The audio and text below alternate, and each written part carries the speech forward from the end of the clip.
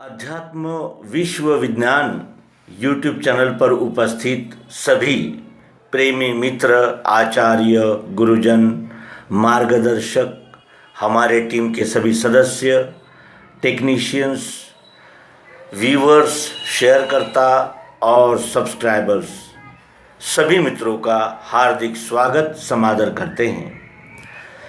कितने आनंद की बात है कि सभी योग एक साथ और एकदम जिसे कहते हैं कि शुभ शुभ प्रकार से इकट्ठा हो गए हैं। सभी योग योग कहते हैं प्रसंग को, और प्रसंग ऐसे नहीं बनते।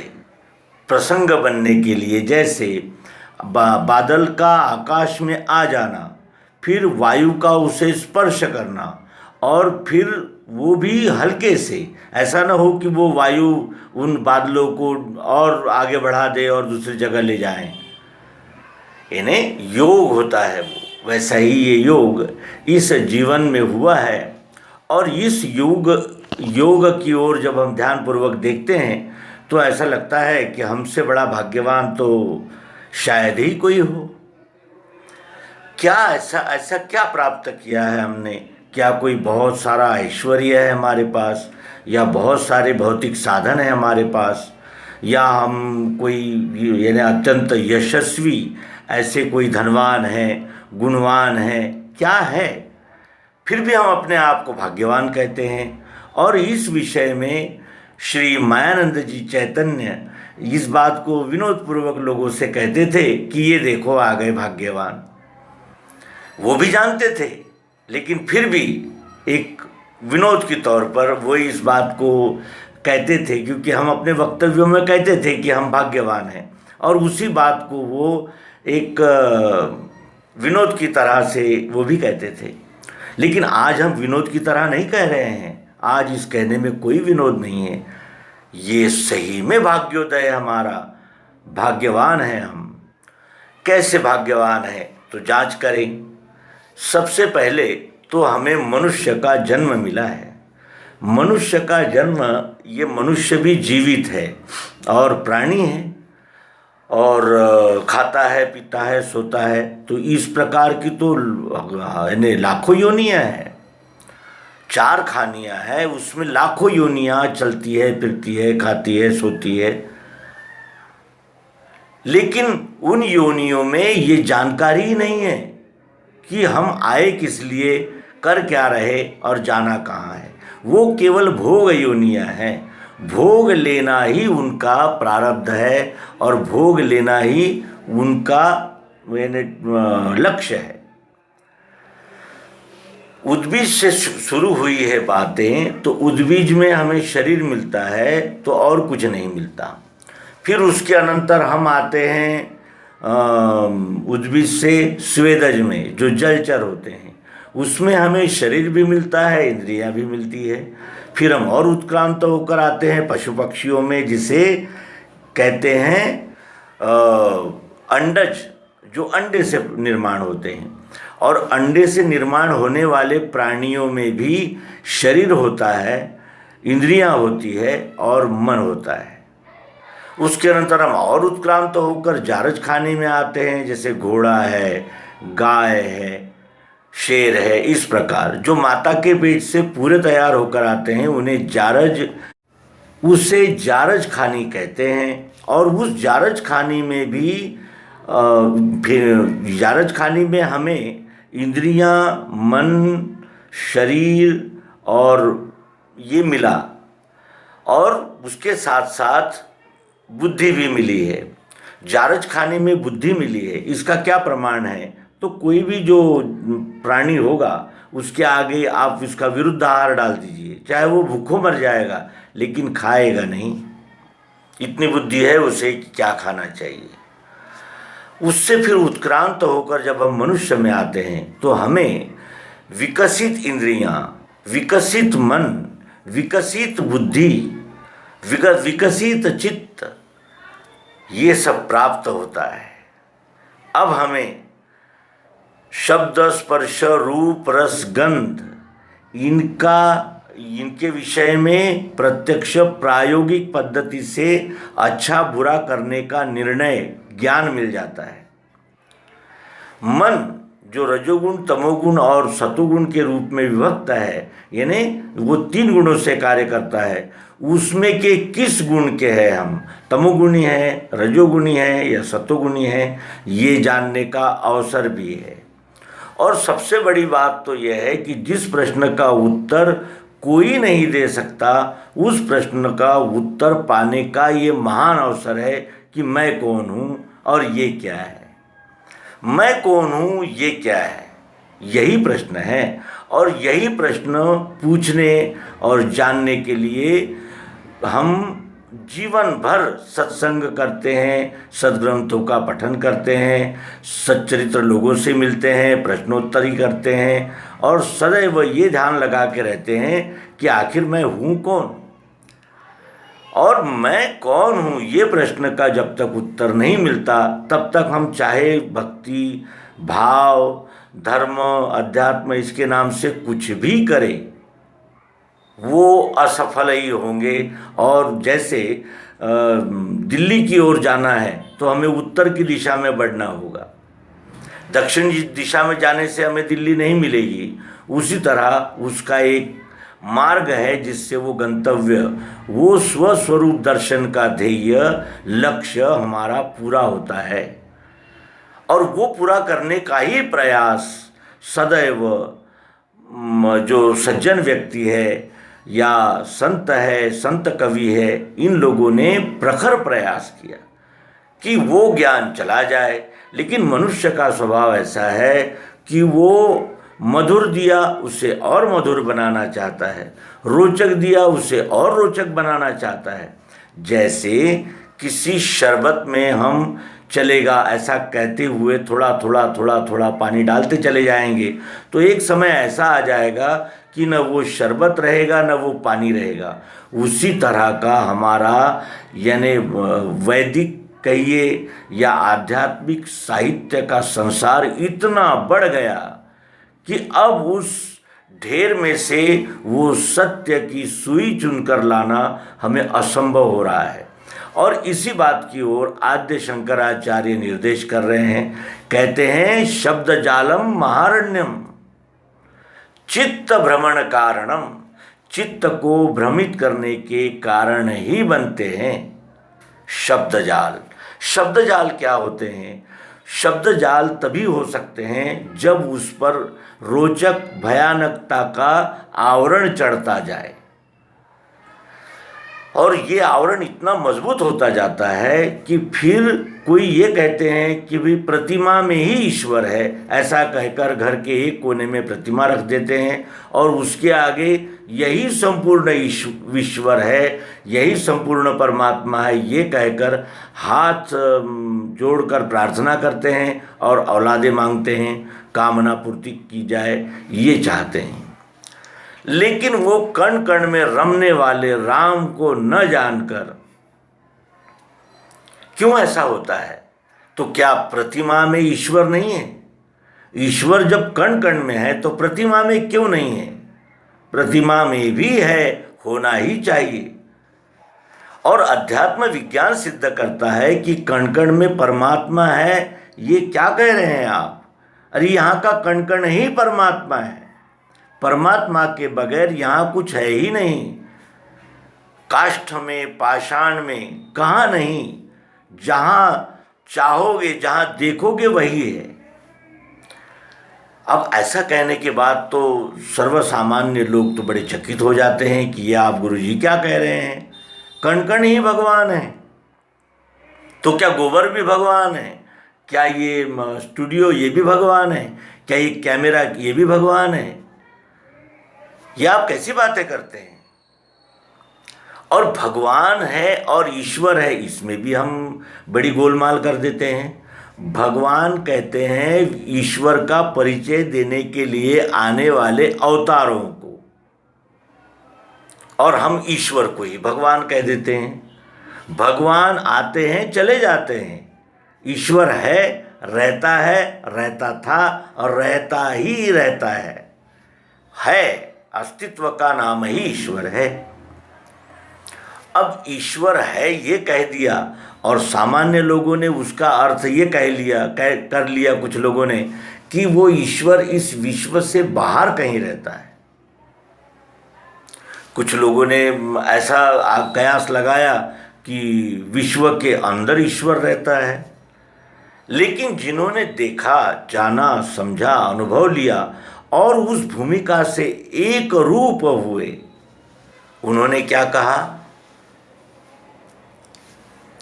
उन्होंने कहा कि हे विश्वची माझे घर, ऐसी मती जयाती स्थिर, किंबहुना चराचर आपणची जाहला, आता विश्वात्मके देवे, एणे वाग्यज्ञे तोषावे, सिया राम मैं सब जग जानी, करहु प्रणाम जोरी जुग पानी। क्या है ये? सोई अस जाके मति न टरे हनुमंत, मैं सेवक सचराचर, रूप स्वामी भगवंत। जिन्होंने देखा है, जाना है, वो एकदम यानी टारगेट की ओर ही निर्देशित करते हैं। और शब्द जालम महारण्यम, इसलिए हम ईश्वर से बार बार अंतःकरण पूर्वक प्रार्थना करते हैं कि हमें कभी महापंडित न बनाए, हमें कभी विद्वान न बनाए, हमें साधा सच्चा मानव ही रहने दें, क्योंकि मानव ही मनुष्य बन सकता है। मनुर्भव, शास्त्र कहते हैं तुम्हें सर्वप्रथम मनुष्य बनना होगा, फिर कौन सा पंथ, कौन सा संप्रदाय, कौन सी विचारधारा, कौन सा दर्शन, क्या अपनाना चाहते हो, किस मार्ग पर चलना चाहते हो, ये निर्णय करने का तुम्हें अधिकार होगा। लेकिन सर्वप्रथम तुम्हें मानव बनना होगा।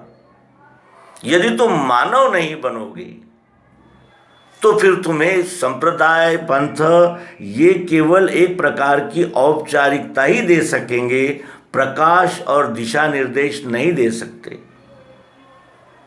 मानकर चलना और जानकर चलना, इसमें कितना अंतर होता है?